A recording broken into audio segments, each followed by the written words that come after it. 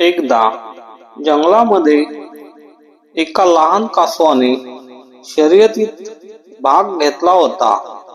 या शर्यतीत सिंह, ससे आणि इतर अनेक प्राण्यांचा समावेश होता. सर्व प्राणी कासवाकडे पाहून हसत होते, कारण कासव शर्यत जिंकू शकत नाही हे त्यांना माहीत होते. कासवाने शर्यतीत धावायला सुरुवात केली. शर्यतीत सिंह आणि ससा यांनी लगेच कासवाला मागे टाकले. कासव खूप संथ होता, पण तो पुढे सरकत राहिला.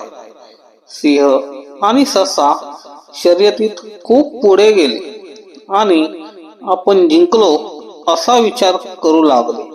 पण कासव थांबले नाही. कासव पुढे सरकत राहिला. सिंह आणि ससा खूप थकले आणि त्यांनी धावणे थांबवले. पण कासव धावतच राहिला आणि शेवटी तो शर्यत जिंकला.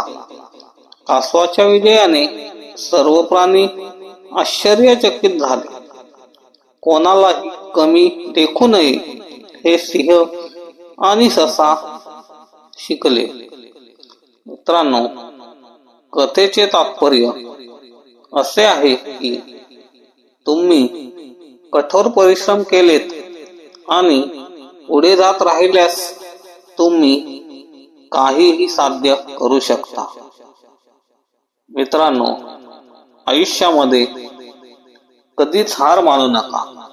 नेहमी प्रयत्न करत राहा. यश नक्कीच मिळेल. धन्यवाद.